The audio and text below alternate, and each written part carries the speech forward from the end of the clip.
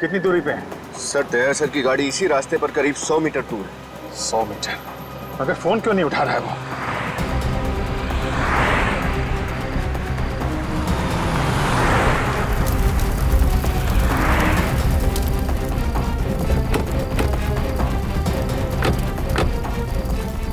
क्या? क्या? क्या? Oh my God! Nikhil! Nikhil! क्या? क्या? क्या हुआ? क्या हुआ? हाँ? जी हाँ। देखो वो वायरस आई है ना? वायरस? हाँ।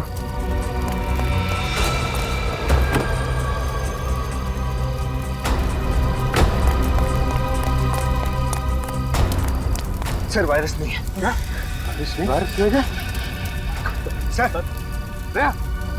दया!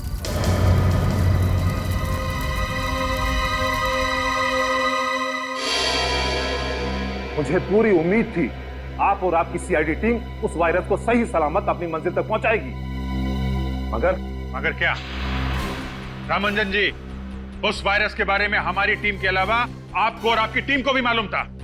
क्या मतलब? मतलब यह कि आपकी टीम में से कोई गद्दार है जिसने उन लोगों को खबर कर दी हमारे खुफिया प्लान के बारे में। आप लोगों ने लास्ट मिनट में अपना प्लान बदल लिया था।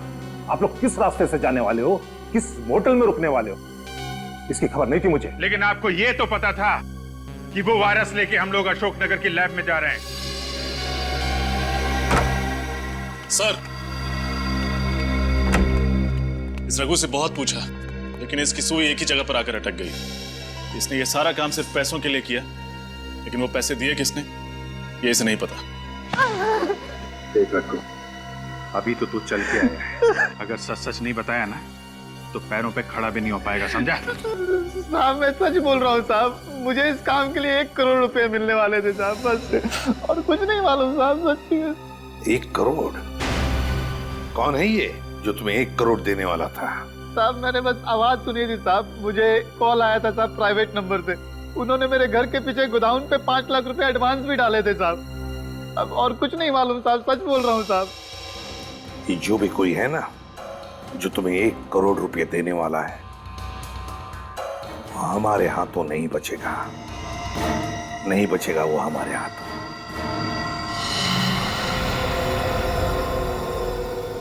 .22 कैलिबर की गोली, दया सर की गाड़ी पर .22 कैलिबर की गोलियां चलाई गई। हाँ रजत, और इन गोलियों के नीचे रिम भी है, ये देखिए। रिसर्च लैब पर जो गोलियां चली थी उनके नीचे रिम नहीं था और ना वो .22 कैलिबर की थी, वो थी .45 कैलिबर की गोलियां। और सर इस हमले में ना तो ऑटोमेटिक गन्स का इस्तेमाल किया गया था और ना ही ज्यादा कैलिबर की गोलियों का। वही तो रजत, वही तो। इसका एक ही मतलब है कि वायरस पाने के लिए सिर्फ एक ग्रुप नहीं, और भी एक ग्रुप है। एक वो ग्रुप जिसने रिसर्च लैब पर हमला किया था और दूसरा ग्रुप जिसने दया पर गोलियां चलाई थी। सर इसका मतलब अब हमें सिर्फ एक नहीं 2 ग्रुप्स को ढूंढना है। हाँ, लेकिन सबसे पहले ये पता करना पड़ेगा कि जिस ग्रुप के पास वायरस है वो लोग कौन है। एक सुराग है बॉस, एक सुराग है जिससे आप लोग उन तक पहुंच सकते हैं। तो यार जल्दी बताना साउंड के। बताता हूं, आइए।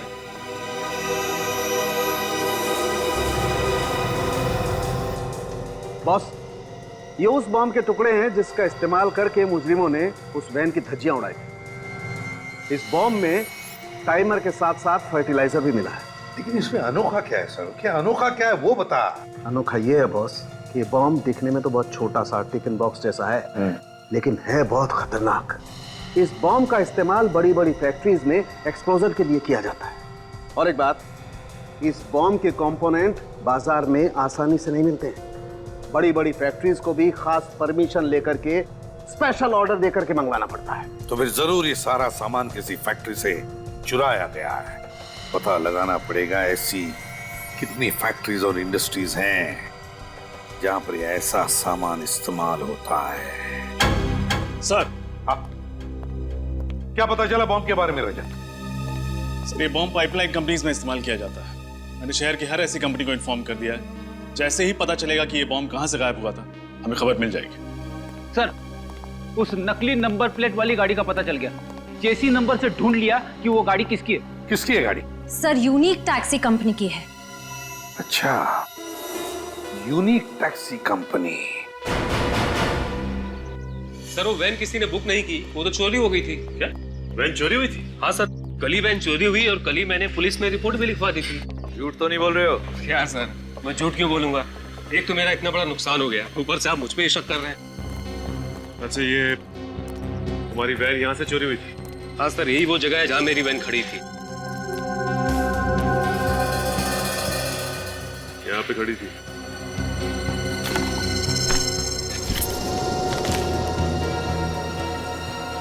सूरज, कर क्या रहा तुम? वो कुछ नहीं, वो कचरा गिरा पड़ा था, मैंने सोचा उठा के बाहर फेंक दूंगा। इधर देखो, ये तो रेस्टोरेंट का बिल है। 5 बजे यहाँ से सैंडविच खरीदा गया, पनीर सैंडविच। ये कितने बजे चोरी हुई थी वैन यहाँ से? सर, ये कोई शाम 8 बजे।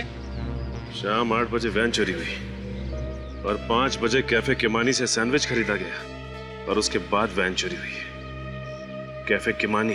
तो आपके वेयर हाउस से सिल्वर बॉक्स गायब है? हाँ सर। ऐसे कैसे बॉक्स चोरी हो गया? आपके सिक्योरिटी गार्ड खर्राटे मार रहे थे क्या? नहीं सर, वो दरअसल 2 दिन पहले वेयर हाउस में आग लगी थी। शायद उसी दौरान किसी ने बॉक्स को चुरा लिया होगा। ये आग लगी कैसे? सर, वो शॉर्ट सर्किट की वजह से। उसके बाद हमने मेन बोर्ड को चेंज कर दूसरी जगह शिफ्ट कर दिया था। तो जहाँ ये मेन बोर्ड पहले था, वो जगह दिखाइए। आइए सर। सर, ये रहा बोर्ड।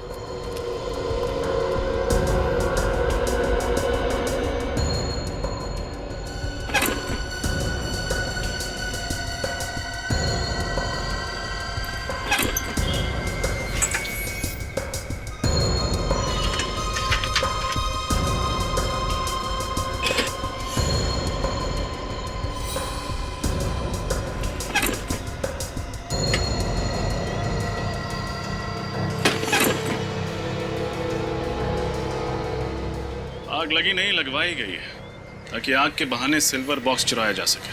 क्या आग जानबूझकर लगाई गई थी? जी हाँ, किसी ने जानबूझकर इस फ्यूज में ये मोटी तार लगाई है ताकि जब शॉर्ट सर्किट हो तो ये फ्यूज न उड़े और आग लगती रहे। मतलब जिसने भी ये किया है वो आतंकवादियों से मिला हुआ है। इस पावर बोर्ड पे जितने भी उंगलियों के निशान उठा लो।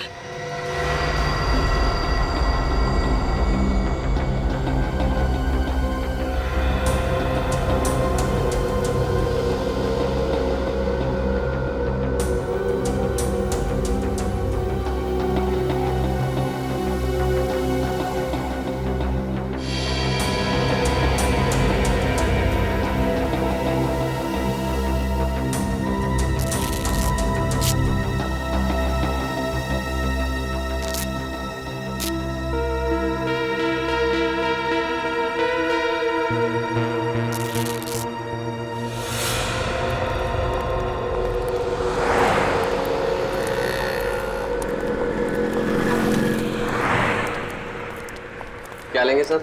Ice cream, French fries, burger, sandwich? हम CID से। CID? क्या बात है सर? कल शाम को 5 बजे आपके यहाँ से किसी ने पनीर सैंडविच खरीदा था। ये रहा उसका बिल। ध्यान से देखिए इस बिल को और अपने दिमाग पे जोर डालिए और बताइए कि किसने खरीदा था। सर, ऐसे तो रोज 50 लोग पनीर सैंडविच के लिए आते हैं, ऐसे कैसे याद रख सकता हूँ? तुम नहीं बता सकते, लेकिन ये CCTV फुटेज ये तो बता सकती है ना कि कौन और कब आया था। फुटेज दिखाओ जरा। जी सर।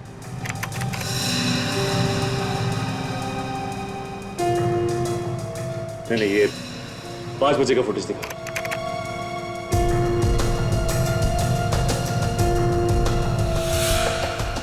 सर, यही दोनों बंदे आए थे 5 बजे पनीर सैंडविच लेने।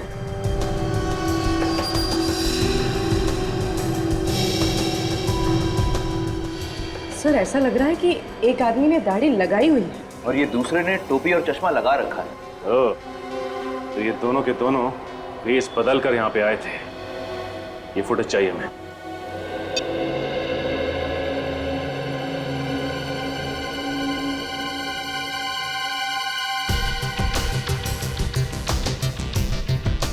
पूरी पॉज करो।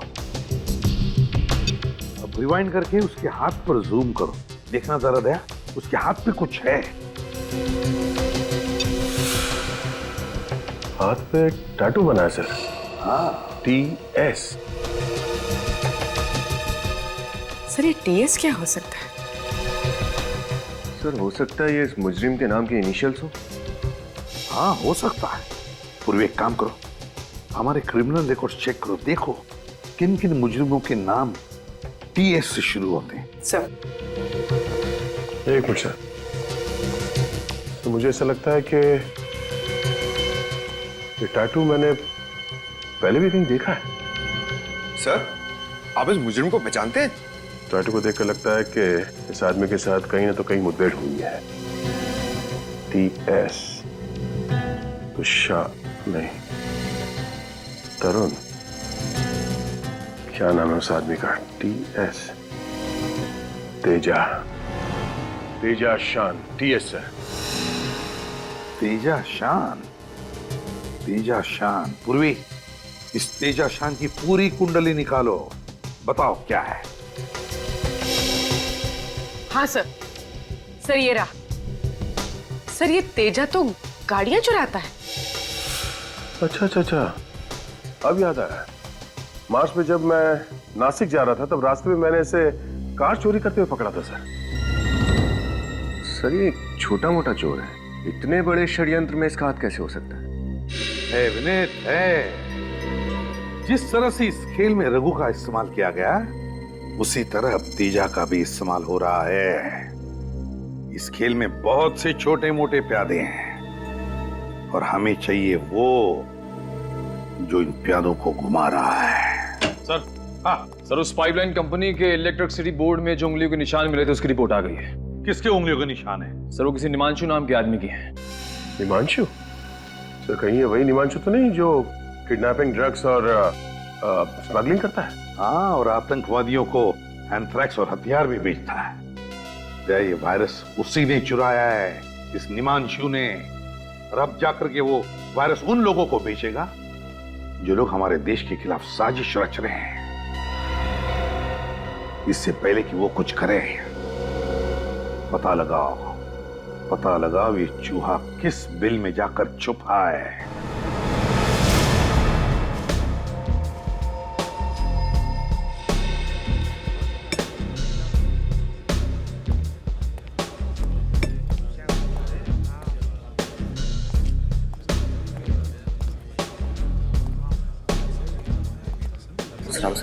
बैठ कर लो।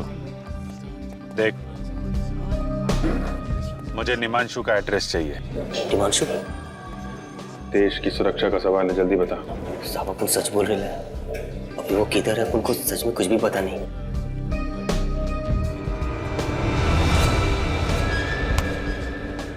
देख, हमें अच्छी तरह से मालूम है तू निमांशु के लिए काम करता था, इसलिए सब कुछ सच सच बता दे, वरना CID के हाथों एक खून हो जाएगा। अंकल रेलो साहब, घोड़ा तो साइड रखो साहब। चल बता। निमांशु का फोन नंबर, एड्रेस, जो कुछ मालूम है बता। सच्ची बोल रहे हो साहब, अपन को कुछ नहीं पता। और साहब अपन के पास एक फोटो है साहब, शायद वो आपके काम आ जाए। ऐसी फोटो दिखाता हूँ साहब, ये देखो ना साहब।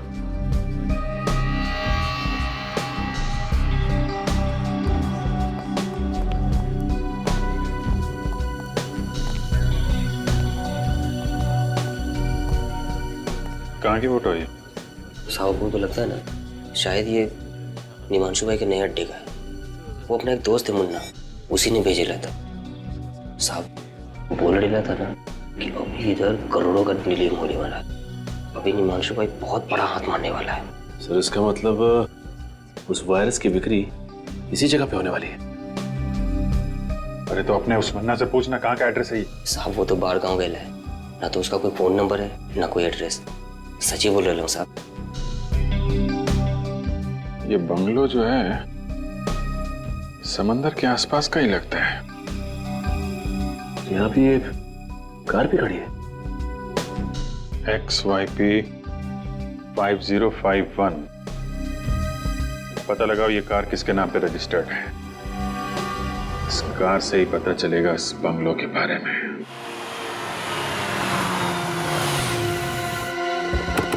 संभल के निमांशु अटैक कर सकता है।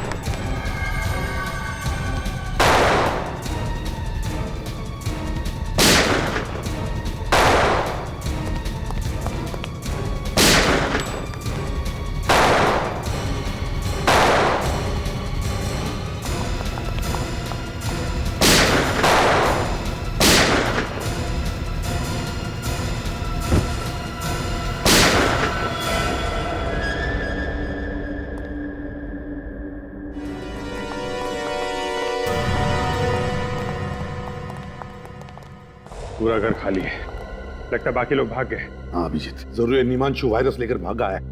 काम करो तुम दोनों, चेक करो इनकी जेबें, देखो कोई फोन नंबर या एड्रेस वगैरह मिलता है क्या। सर ये कल्लू कह रहा था निमांशु वायरस का बहुत बड़ा सौदा करने वाला है। अभिजीत जो कुछ भी हो, लेकिन इससे पहले कि ये वायरस हमारे देश के दुश्मनों के हाथों पड़ जाए, इस निमांशु को हमें पकड़ना ही होगा। सर, हाँ सर, इसके पास ही मोबाइल मिला।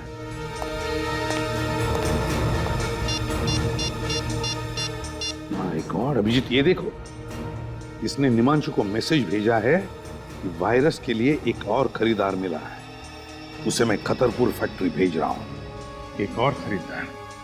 इसका मतलब ये निमांशु किसी एक गैंग को वायरस नहीं भेज रहा है सर, और भी लोग पड़े हैं इस वायरस के पीछे।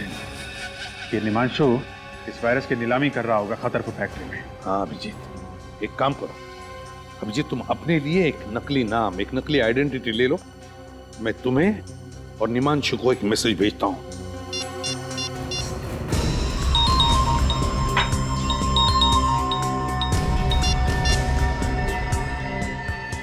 तो और बंदों को खतरपुर फैक्ट्री भेज रहा हूं।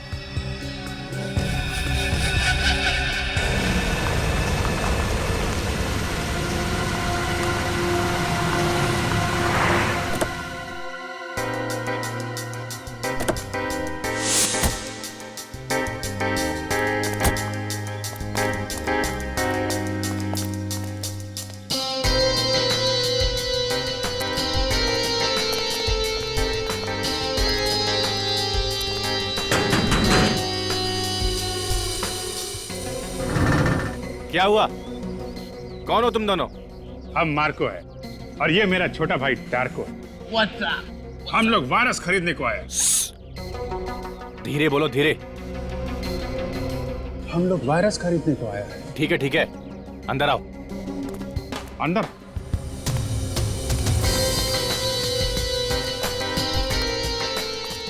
रुको, अपुन के आदमी का मैसेज दिखाओ। तुम हम पर शक करता है? जाने दो छोटे, जाने दो, जाने दो, जाने दो। मैसेज देखना है? हाँ।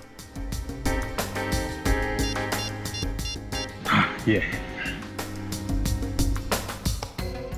वायरस चाहिए तो खतरपुर फैक्ट्री पहुंच जाओ।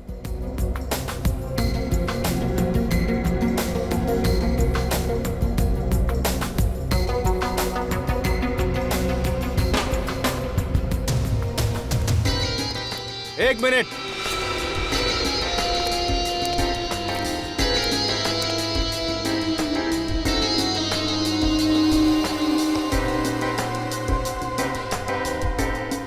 ये गन?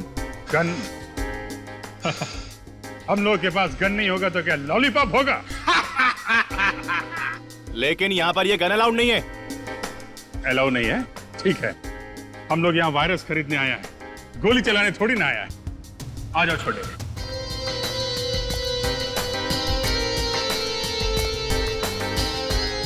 बॉस, ये मार्को और ये इनका छोटा भाई टार्को। हेलो निमांशु। हेलो मार्को, टार्को, पहले कभी सुना नहीं इन दोनों के बारे में। इसीलिए तो हम वो वायरस खरीदने को आए। उस वायरस से हम वो धूम मचाएगा कि इंटरपोल का पुलिस भी हमारे नाम से थर थर कांपेगा। कहां से पकड़ के लेके आए इन दो नमूनों को? कितना कीमत है तुम्हारा वायरस का? सबसे ज्यादा कीमत हम देगा। बिठाओ इन दोनों को। चलो अंदर आ जाओ। नमूना बोला तुमको?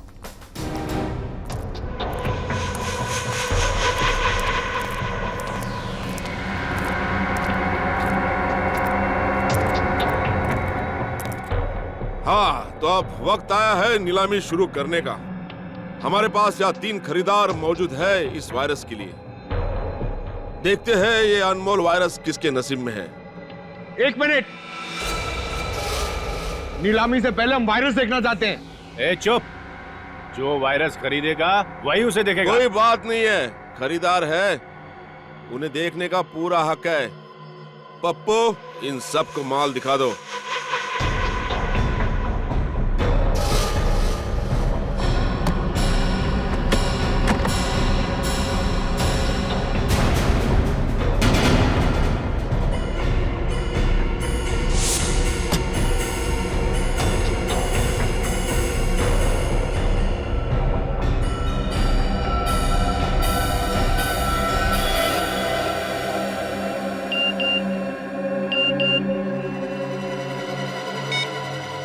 वायरस यहीं पर है।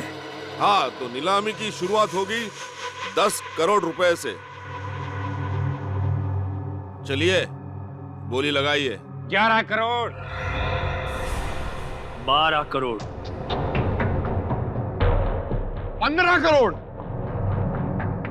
20 करोड़, 20 करोड़, 40 करोड़। हाँ, 40 करोड़, 50 करोड़,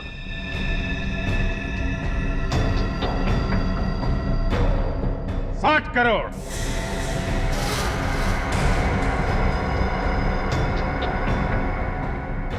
60 करोड़, बस 60 करोड़। इस अनमोल वायरस की कीमत तो 100 करोड़ भी कम है। कदरदानों, बोली बढ़ाइए। है कोई? 60 करोड़ 1, 60 करोड़ 2, 60 करोड़ 3। मुबारक हो मार्को और टार्को, वायरस आपका हो गया। पैसे लायो? कैसी बच्चों वाली बातें करते हो निमांशु? 60 करोड़ रुपए कोई पॉकेट में लेके घूमेगा? ये लो, मेरे इस मोबाइल फोन में अपना अकाउंट नंबर टाइप कर दो। 2 मिनट में तुम्हारे अकाउंट में पैसे ट्रांसफर हो जाएंगे। लाइए।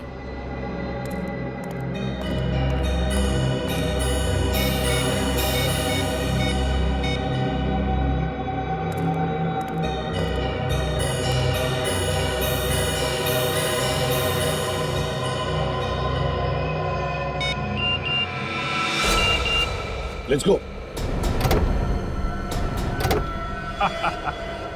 मुबारक हो निमांशु, 2 मिनट में तुम बहुत अमीर आदमी बनने वाले हो। तुम्हारे साथ काम करके मार्को और टार्को को बहुत मजा आया। लाओ, अब वो वायरस हमको दे दो। लाओ। रुक!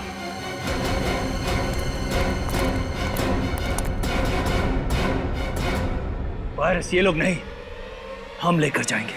गन नीचे कर। ये ठीक नहीं है, गन नीचे करो। ये चीटिंग है।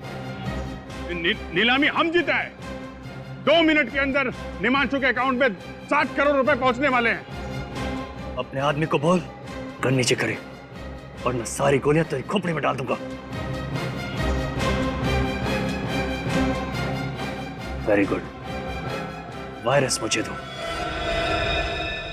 पप्पू, वायरस दे दे।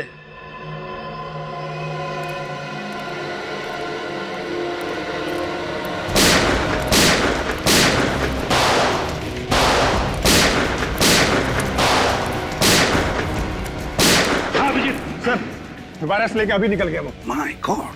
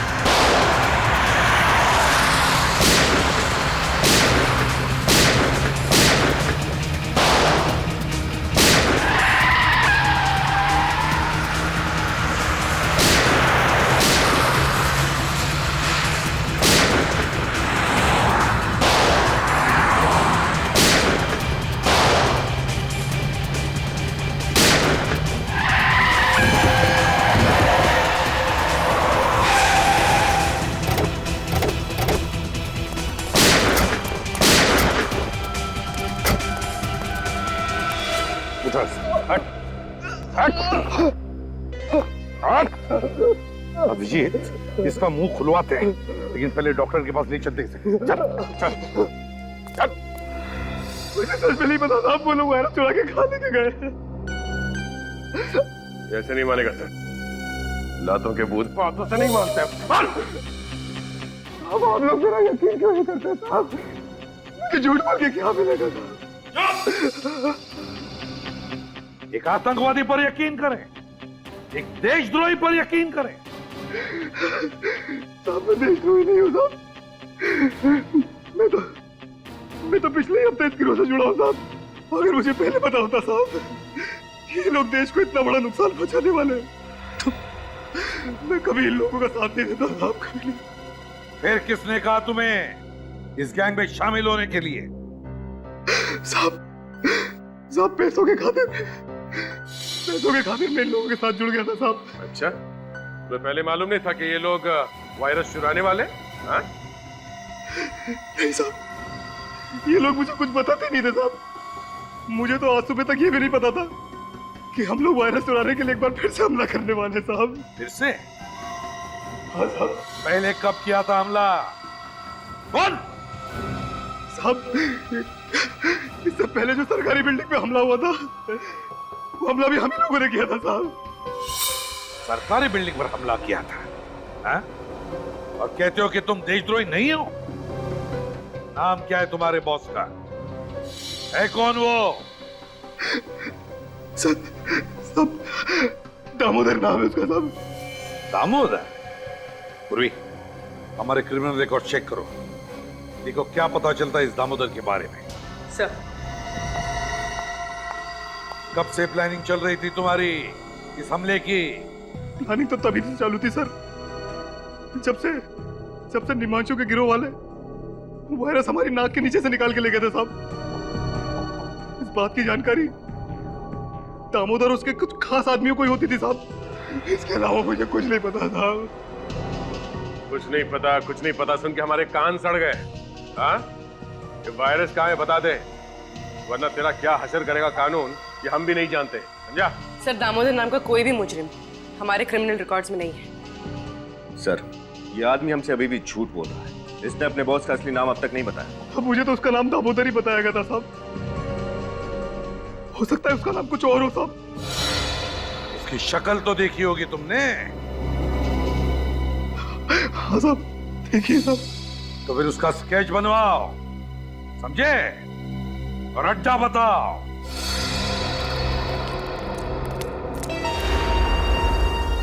अभिजीत, पूर्वी के साथ उस तरफ हम लोग इस तरफ जाते हैं।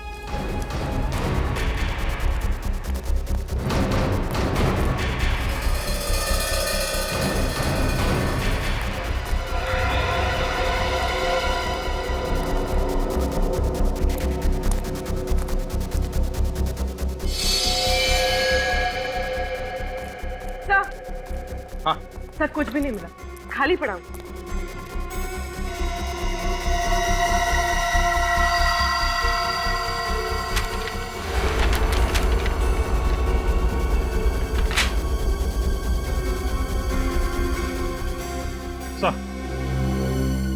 सर ये एक बिल्डिंग का प्लान मिला है। अभिषेक, किस बिल्डिंग का प्लान हो सकता है ये? सर हो सकता है बिल्डिंग इनके छुपने का कोई इकलाट हो। नहीं निखिल, मुझे नहीं लगता ऐसा खतरनाक वायरस लेकर वो बार बार अड्डा नहीं बदलेंगे। मुझे तो लगता है ये लोग इसी बिल्डिंग में वायरस फैलाने वाले हैं।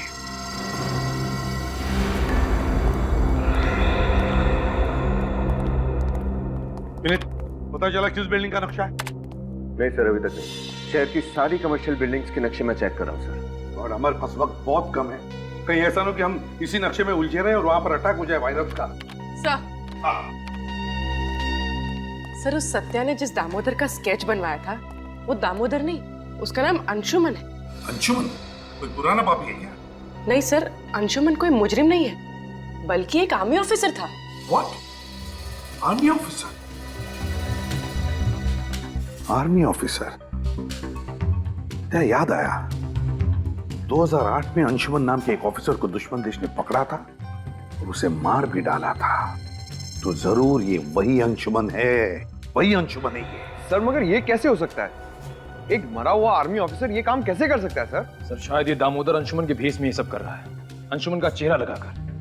नहीं निखिल, ये दामोदर तो लोगों के सामने आने के लिए तैयार ही नहीं, किसी ने भी उसे देखा नहीं, तो फिर वो अंशुमन के भेष में क्यों आएगा?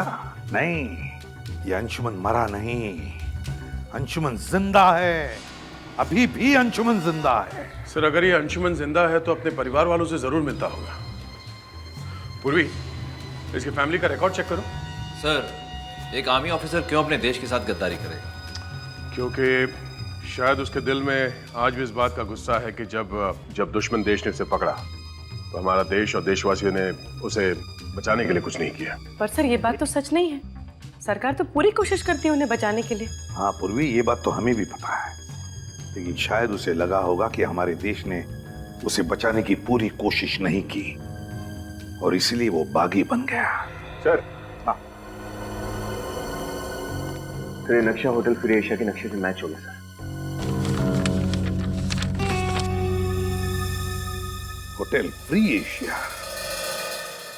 मेरे पापा ने अपनी एक एक सांस नौछावर कर दी देशभक्ति के नाम पे, शहीद हो गए इस देश पे, और अब सीआईडी वाले उन्हें देशद्रोही कह रहे हैं, उन्हें मुजरिम कह रहे हैं। I'm sorry मिस रिया, मगर सच्चाई तो यही है कि आपके पिताजी मिस्टर अंशुमान ने देश को धोखा दिया है और वो मरे नहीं, अभी भी जिंदा हैं और अपने ही देश के खिलाफ एक ऐसा षड्यंत्र रच रहे हैं, न जाने उसकी कीमत आने वाली कितनी पुश्तें चुकाएंगी। ये नहीं हो सकता, पापा अगर जिंदा होते तो मुझसे मिलने क्यों नहीं आए? हो सकता है वो आए हो और आप हमसे बात छुपा रही हो। व्हाट? मैं आप लोगों से झूठ क्यों बोलूंगी? मुझे समझ में नहीं आ रहा है आप लोग मेरे बात का यकीन क्यों नहीं कर रहे हैं? चलिए मान लिया कि आप सच बोल रही हैं। हाँ सूरज, मेरे कमरे की तलाशी लो। तलाशी? वो किस लिए? सच बोलने वाले तलाशी देने से कब से डरने लगे? आर्या जी? सर ये मोबाइल फोन मिला, लेकिन इसमें इनके पिता अंशुमन जी का कहीं कोई नाम नहीं। कहीं कोई नाम नहीं है? एक काम करो सूरज, इस मोबाइल को अच्छी तरह से चेक करो और देखो कि रिया जी ने सबसे ज्यादा फोन किन नंबर्स पे किए हैं। सर ये 5 नंबर्स पे। 5 नंबर्स? पता करते हैं कि इनमें से कौन सा नंबर वायरस की नीलामी वाली जगह पर था।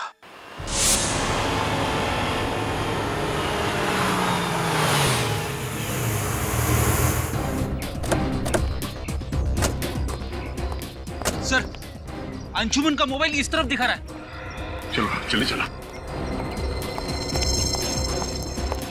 अरे सर आप लोग अंदर नहीं जा सकते सर।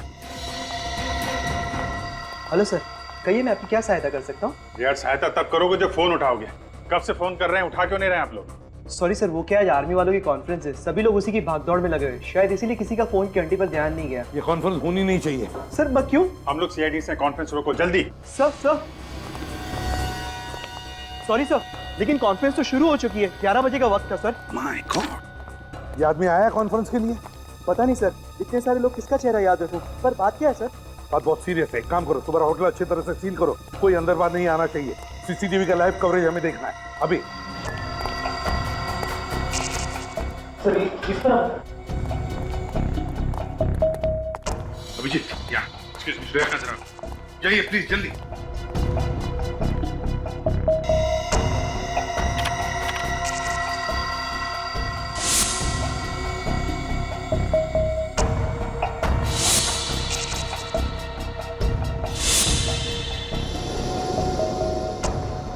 ध्यान से देखना, अच्छी तरह से। श्रेया, कोई दिखा तुम्हें? नहीं सर, ना ही अंशुमन दिखा और ना ही उसके गैंग का कोई आदमी। यहाँ पे तो मॉनिटर्स लगे हुए हैं, इसका मतलब होटल में जो कुछ भी हो रहा है अंशुमान को सब कुछ पता है। सर हो सकता है वो लोग कॉन्फ्रेंस हॉल के अंदर ही हो जहाँ वो फंक्शन चल रहा है। नहीं, कॉन्फ्रेंस हॉल के बाहर मिलिट्री वालों की बहुत टाइट सिक्योरिटी है, वहां से अंदर घुसने की गलती नहीं करेंगे ये लोग। सर इसका मतलब वो लोग वायरस कहीं और से भी छोड़ सकते हैं। बिल्कुल श्रेया, बिल्कुल। वायरस है, वायरस कोई बॉम्ब या गोली नहीं। एक बार ये वायरस हवा में फैल जाए ना तो पता नहीं कितने लोगों की जानें चली जाएंगी। सर ये हवा में वायरस डालने का सबसे आसान तरीका है ये एयर सर्कुलेशन के जरिए। हाँ, air circulation. Shreya, air circulation room का सीसीटीवी दिखाओ। ये दो लोग उसी एरिया की तरफ जा रहे हैं, स्टाफ वाले लगते हैं। नहीं नहीं, ये अंशुमान का आदमी है। सर वायरस की नीलामी के वक्त इसे मैंने वहां पे देखा था। अभी इन्हें रोकना होगा।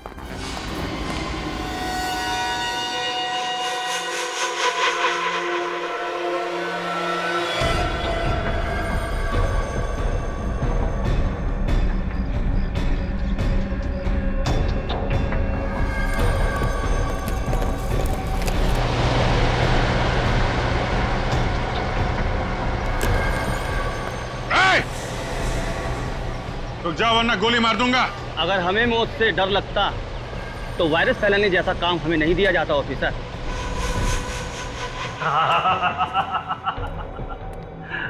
वाकई अंशुमन को सब खबर है। कहा क्या हो रहा है लल्लू राम, बड़ी देर से समझ में आया। शायद तुम्हें इस बात की खबर नहीं है कि सीआईडी तुम्हारे ड्रामे पर पर्दा डाल चुकी है। मासूम लोगों की जानें लेना बहादुरी नहीं, कायरता है। इस देश और देशवासियों को तबाह करना, बस यही हमारा मकसद है। जब तक सीआईडी है तब तक तुम जैसे लोग हमारे देश और देशवासियों का कुछ नहीं कर सकते।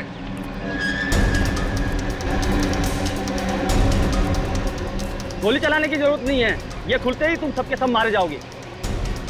ये लोग गणतंत्र दिवस का तोहफा एसीपी प्रद्युमन की तरफ से।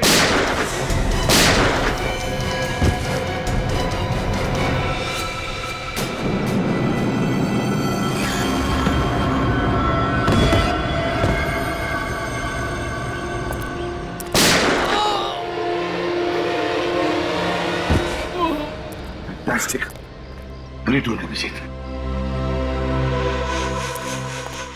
ये कैसे हो सकता है? तुम्हें क्या लगता है ये अंशुमन इतना बेवकूफ है? मेरे पास दो और वायरस के कनिस्टर हैं। भारत की तबाही अब निश्चित है, निश्चित। शर्म आनी चाहिए तुम्हें। जिस देश की फौज का हिस्सा रहे हो तुम, उसी देश को तबाह करने की बातें कर रहे हो। कुछ नहीं दिया, कुछ नहीं दिया मुझे इस देश ने।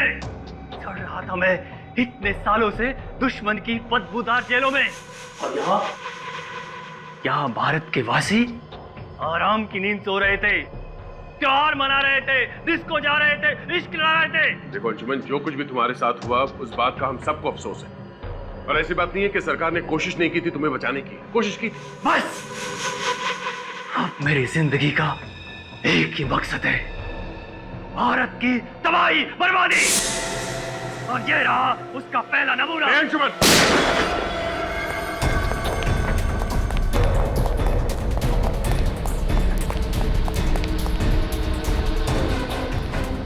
इसे देखो अभिजीत, यह अंशुमन बहादुर सिपाही आज पीठ दिखाकर भाग रहा है। आगे मत बढ़ना, मैं कहता हूँ आगे मत बढ़ना, वरना वरना मैं खुद को गोली मारूंगा। आगे मत बढ़ना। इतनी आसान मौत नहीं मिलेगी तुझे अंशुमन। तूने जो किया है उसका अंजाम तो झेलना ही पड़ेगा।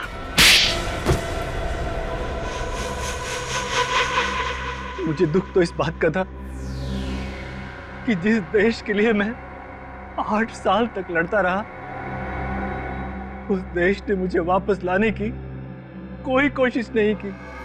कोशिश की थी, मगर दुश्मन देश के हिसाब से तुम मर चुके थे। और मिस्टर अंशुमान, तुम्हारे साथ 8 सैनिक पकड़े गए थे। फिर ऐसा कैसे हुआ कि सिर्फ तुम ही जिंदा बचे? क्योंकि आतंकवादियों से मिल गया था। ये आतंकवादियों से देश को बेचने निकला था। अगर देश का रक्षक ही भक्षक बनेगा तो दुश्मनों की क्या जरूरत है। लेकिन जब तक हम हैं, जब तक ये सीआईडी है, ऐसा नहीं होगा, कभी नहीं होगा। जय हिंद। जय हिंद।